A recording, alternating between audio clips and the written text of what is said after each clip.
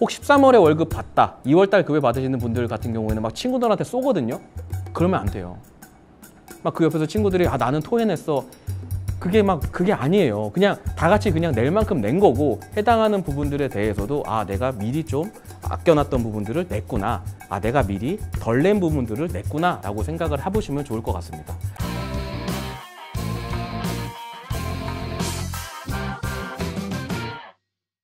네, 안녕하세요. 김지현 세무사입니다. 오늘 영상에서는 연말정산의 개념과 더불어 많이 하시는 실수에 대해서 알아보도록 하겠습니다.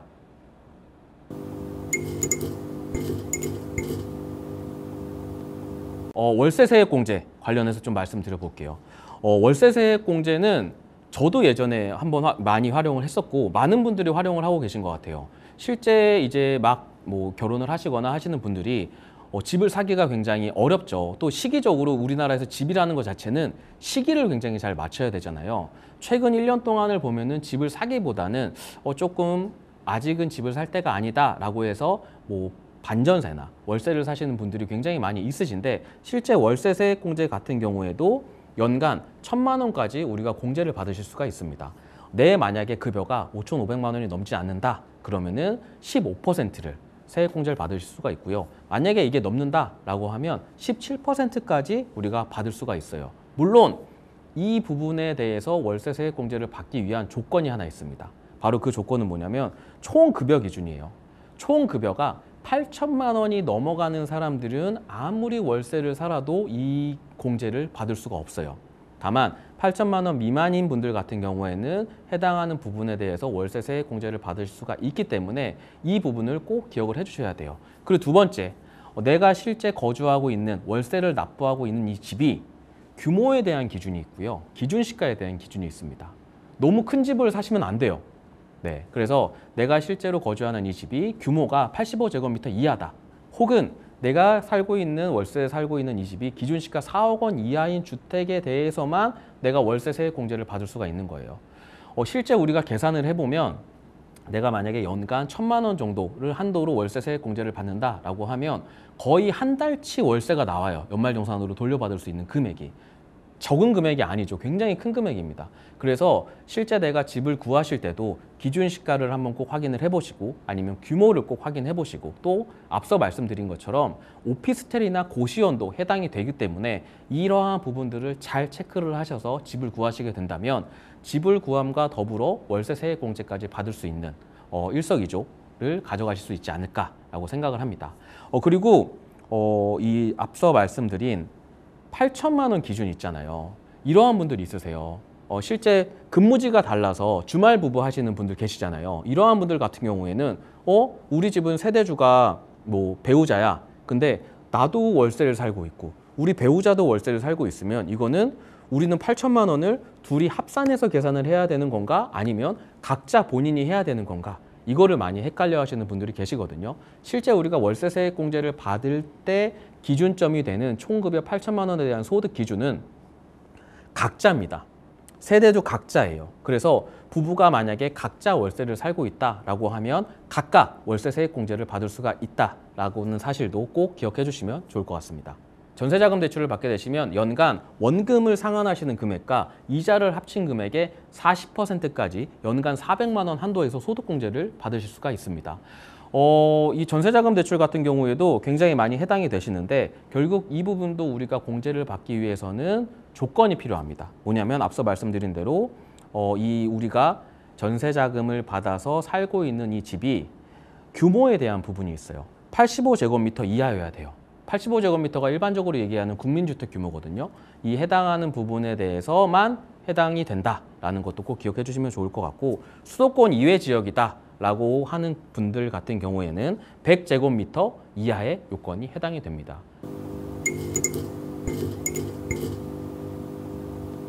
최근엔 맞벌이 부부가 굉장히 많죠. 저도 이제 맞벌이를 하고 있는데 항상 연말이 되면 저희 와이프랑도 이런 이야기를 하는 것 같아요. 이번에는 누구 쪽에서 어떻게 할 거냐라는 이야기를 하는데, 많은 분들이 그런 이야기를 해주시더라고요. 저한테 이제 질문 주실 때도 너는 전문가니까 너는 잘할 거 아니야 라고 하시는데, 저도 솔직히 연말정산을 잘 받고 있나? 잘 모르겠어요. 왜냐하면 이게 너무 어려운 것 같아요. 경우의 수가 너무 많다 보니까 이제 배우자와 내가 누구를 통해서 하는 게 맞는지에 대한 부분들이 굉장히 많이 고민을 하게 되죠. 그러다 보니까 과연 이 내가 공제받을 수 있는 항목들, 첫 번째는 부양가족이 될 겁니다. 그 다음에 두 번째로는 다른 비용들에 대한 공제를 어떠한 사람 기준으로 받는 게 좋냐라는 부분들에 대해서 제가 정리를 한번 해봐 드릴게요. 일반적으로 부양가족 인적공제가 우리가 연말정산 받는 부분 중에 가장 기초가 되는 부분이고 가장 금액이 크게 적용이 됩니다. 이러한 부양가족 인적공제는 두 분 중에 더 소득이 많으신 분으로 부양가족을 받는 게 훨씬 더 유리합니다. 이렇게 되게 되면 의료비 같은 경우나 아니면 다른 소득 같은 경우에는 실제로 한도가 있죠. 한도가 있는 금액들 같은 경우에는 소득이 낮은 근로를 하시는 분께 지급을 받는 게 훨씬 더 유리합니다. 앞서 말씀드린 대로 실제로 내가 사용하는 금액에 대한 한도가 있고 기준이 있는 소득공제나 세액공제 같은 경우에는 이렇게 케이스별에 따라서 내가 실제로 누구한테 적용을 받느냐가 우리 집안에 세금에 영향을 미칠 수 있다라는 사실을 꼭 기억을 해주시고, 간혹 이런 분들이 있으시거든요. 뭐 방송에서 많이 보시잖아요. 내가 얼마 버는지 알려고 하지 마. 이러한 분들이 있으신데 그러시면 안 돼요. 그러면 정말 세금을 내가 생각보다 많이 내게 되시는 거기 때문에 실제로 두 분이 있어도 부부 둘이서도 내가 실제로 얼마를 버는지, 누구한테 우리가 부양가족 인적공제를 받고 다른 공제를 받는 게 좋은지를 다시 한번 꼭 기억을 해주시면 좋을 것 같고, 최근에 홈택스가 이러한 부분을 시뮬레이션하는 항목도 내놨습니다. 홈택스에 들어가시게 되면 실제 우리 부부의 소득과 이러한 부양가족을 다 적게 되시면 누구한테 어떻게 부양가족을 하고 어떻게 공제를 받는 게 유리한지를 시뮬레이션으로 돌려서 우리가 확인을 하실 수 있으니 국세청 홈택스 페이지를 다시 한번 꼭 확인해 보시길 바라겠습니다.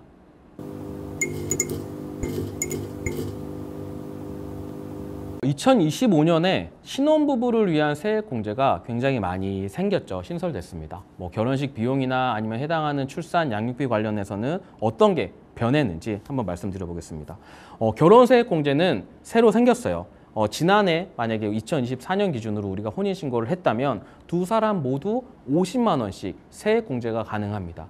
작년에는 굉장히 이런 결혼이나 출산에 관련된 세액공제나 아니면 해당하는 세제 혜택이 많아지고 있는 시기였던 것 같아요. 그만큼 출산율이 좀 낮았기 때문이라고 생각을 합니다. 결국 이러한 결혼을 하시게 되면은 한 사람당 50만 원씩 세액공제 받는 부분들이 내년까지 적용이 되고요. 해당하는 부분들은 평생 한 번이에요. 네, 초혼이냐 재혼이냐 이런 거에 상관없이 내 생에 한 번만 적용이 가능하기 때문에 해당하는 부분에서도 우리가 꼭 연말정산을 하시기 전에 체크를 해주시기를 바라겠습니다. 그리고 근로자가 회사에서 우리가 자녀를 출생을 하게 되면 출산지원금을 받게 되거든요. 해당하는 출산지원금이 원래는 저희가 과세되는 급여에 해당이 됐었습니다.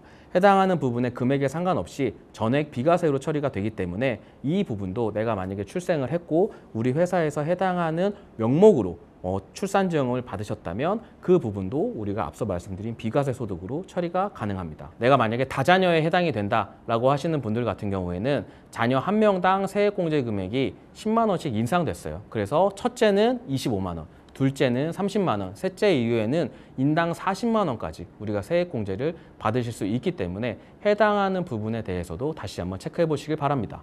그리고 의료비에 대한 한도가 없어졌습니다. 6세 이하 부양가족에 대한 의료비 한도가 없어졌어요. 이 부분 같은 경우에도 내가 만약에 우리 아이가 아플 수 있잖아요. 이렇게 아픈 경우라면 우리가 의료비를 지출한 내역이 실제 국세청에 들어온 내역과 다를 수 있거든요. 이거는 꼭 한번 확인해 보셔야 돼요. 내가 실제로 작년에 지출한 의료비가 실제 국세청에 올바르게 신고가 되었는지를 금액을 꼭 확인을 해 보셔야 내가 실제 적용받을 수 있는 공제를 다 적용받을 수 있게 됩니다.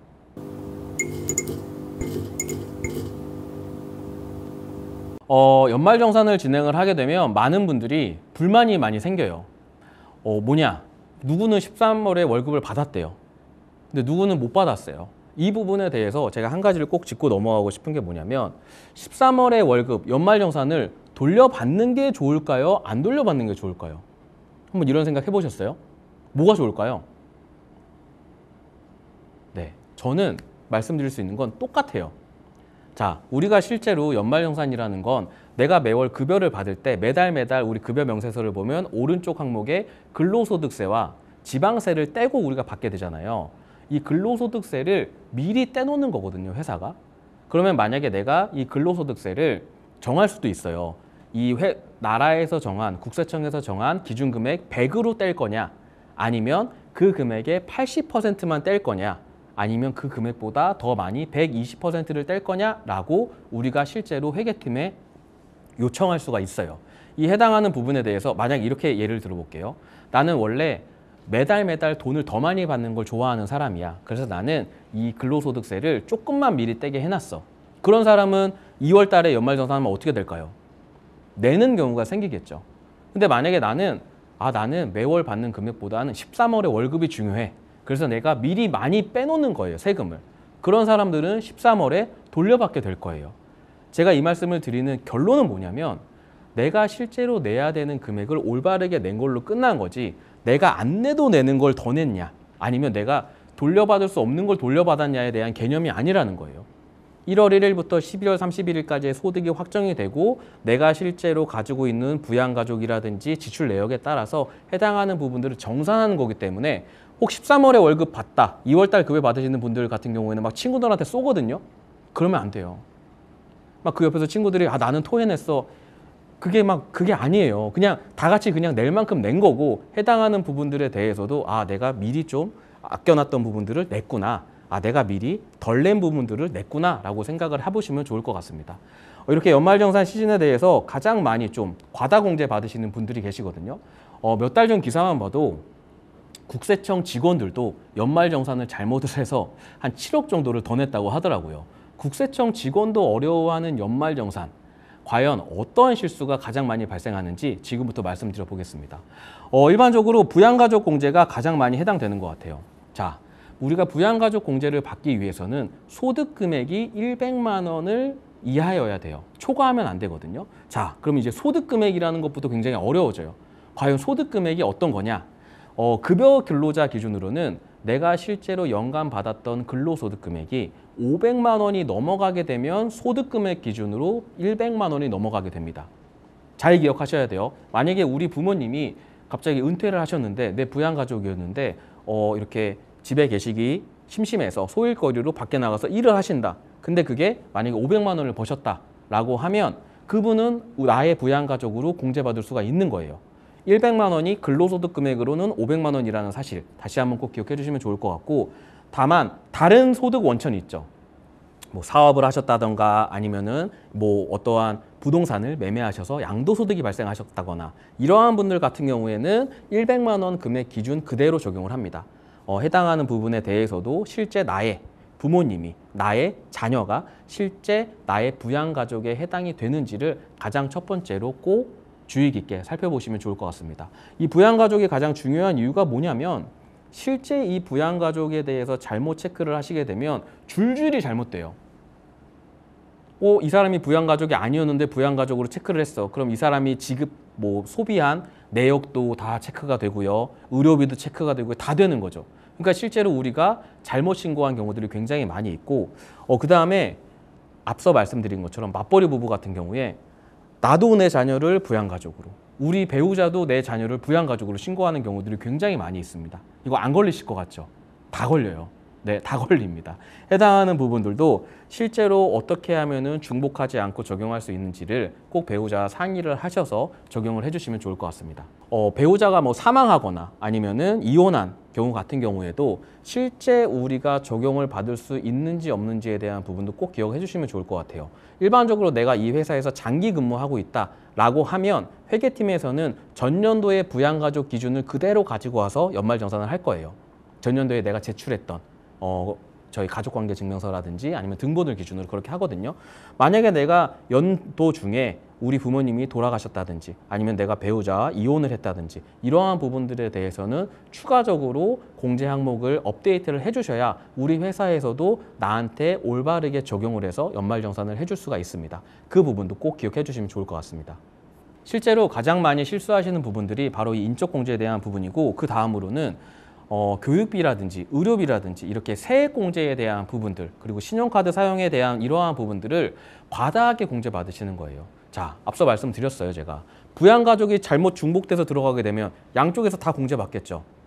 이 해당하는 부분들이 다 중복돼서 발생을 하게 되면 결국에는 내가 실제로 납부해야 되는 세금보다 덜 납부하게 되는 상황들이 발생을 하게 됩니다. 뭐 결국 뭐 이러한 의료비나 교육비도 해당이 되겠지만 앞서 말씀드린 주택자금에 대한 부분들이라든지 아니면은 뭐 월세에 대한 부분들이라든지 이러한 부분들도 각각 다 올바르게 적용을 하는 게 맞기 때문에 해당하는 부분들을 잘못 적용을 하시게 되면 향후에 국세청에서 우편물이 날라옵니다. 잘못 신고했다고. 그러면 실제 그때 우리가 납부해야 되는 세금은 가산세도 붙어요. 네, 그러면 안 되거든요. 가산세는 정말 세금을 내면서 가장 하지 말아야 될 일입니다. 내가 굳이 안 내도 될 돈을 또 내야 되는 거니까. 그렇기 때문에 해당하는 인적공제라든지 아니면 다른 소득공제나 세액공제에서 중복으로 적용이 되는 부분들이 있는지에 대한 것 또한 꼭 기억해 주시면 좋을 것 같아요. 다시 한번 꼭 체크해 보세요. 그리고 의료비. 이거 꼭 기억해 주셔야 돼요. 우리가 실제로 최근에는 의료비를 지출을 하게 되면 가장 첫 번째로 연락하는 곳이 있습니다. 어디죠? 보험사예요. 보험사에 실손보험이 가입이 되어 있으신 분들은 실제 내가 병원에 가서 진료받았던 내역에 따라서 내 부담분을 제외하고 보험회사에 신청할 수 있죠. 그러면 한 뭐 3, 4일이면 들어오는 것 같습니다. 그 해당하는 부분은 연말정산 의료비로 공제가 될까요? 안 될까요? 연말정산 적용 대상이 아닙니다. 실제로 내가 지출한 게 아니잖아요. 잘 한번 보셔야 돼요. 연말정산이라는 건 내가 벌어들인 거에서 내가 필수적으로 사용한 금액을 공제해 주는 건데 실제 내가 지급은 했지만 보험회사에서 돌려받은 실손 의료비 같은 경우에는 당연히 연말정산의 기준 의료비에는 해당이 되지 않는 부분입니다. 이 부분을 굉장히 과다하게 하시는 분들이 많이 있으세요. 이제 뭐 병원을 한 번만 가시는 게 아니라 주기적으로 가셔야 되는 분들도 계시잖아요. 해당하는 분들 같은 경우에도 혹 내 연말정산 간소화 자료에 의료비가 내가 실제로 실손보험금을 청구한 내역이 추가돼서 나왔다라고 하면 해당하는 부분도 구분을 하셔서 회사에 제출을 해주셔야 올바르게 연말정산을 공제받으실 수 있을 겁니다. 네, 오늘은 연말정산에 대해서 알아봤습니다. 13월의 월급도 좋지만 세금을 제대로 냈는지 제대로 돌려받았는지 잘 확인하는 것이 가장 중요하다고 생각합니다. 또 나만 몰라 지식 시청하시면서 연말정산 잘 하시기 바랍니다. 지금까지 세무사 김주현이었습니다. 감사합니다.